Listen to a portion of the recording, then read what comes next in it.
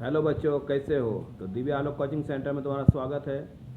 जैसा कि तुम जानते हो कि हम लोग अभी प्रीपोजिशन का काम कर रहे हैं। तो आज हम लोग सीखेंगे कि इन और इनटू का यूज कैसे करना है। तो जैसा कि हम लोग जानते हैं कि इन और इनटू दोनों का मतलब में होता है। तो फिर इसको हम लोग किस तरह से यूज करेंगे सेंटेंस में, क्योंकि दोनों का हिंदी तो एक जैसा है, तो फिर अंतर क्या है और पहचानेंगे कैसे। तो इसके लिए देखो, मैंने बोर्ड पर कुछ एग्जांपल दिए हैं। जैसा कि तुम देख ही रहे हो, मैंने बोर्ड को दो पार्ट में डिवाइड कर लिखा है, यूज ऑफ इन और दूसरा है यूज ऑफ इनटू।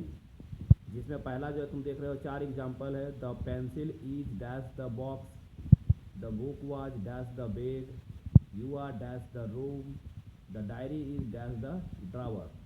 जबकि दूसरे साइड में देख रहे हो, यूज ऑफ इनटू में he went dash the room, the bucket fail dash the well, you came dash the class, they entered dash the room.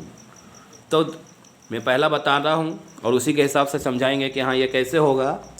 तो देखो, पहला वाला जो लिखा हुआ द पेंसिल इज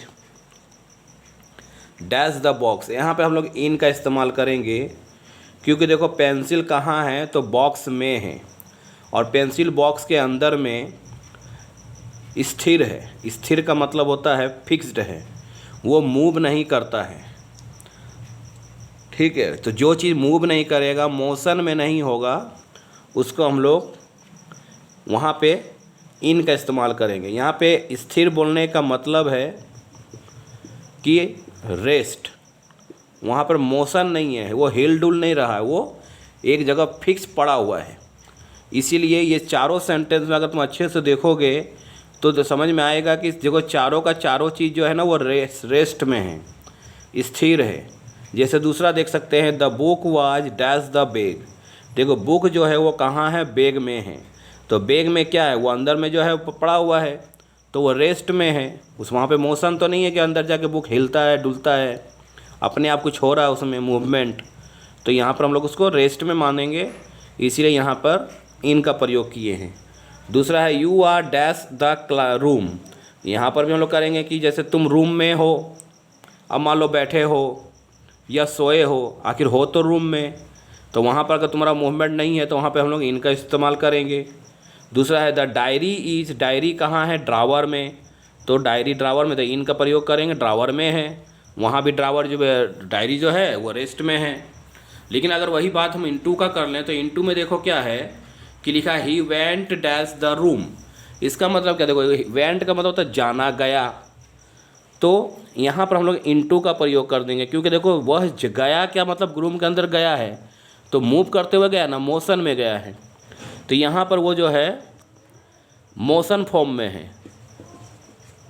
ठीक है, वो रूम के अंदर, रूम की तरफ गया या रूम में गया, में तो आएगा हिंदी में, लेकिन यहाँ पर चूँकि मोशन है जिस वजह से यहाँ पर इनटू का प्रयोग होगा।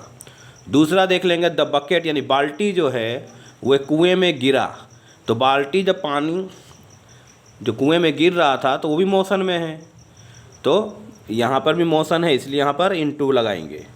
दूसरा you came dash the class, यानी तुम क्लासरूम में आए होगे, तो यहाँ पर भी मोशन है, हम चल के आए, तो यहाँ पर भी इनटू का ही प्रयोग कर देंगे। दे इंटर्ड डैश द रूम, वो लोग रूम में आए, यहाँ पर भी क्या है, इंटर्ड हो रहा है तो मूवमेंट है, मोशन है, चल के आया चाहे जैसे भी आया हो।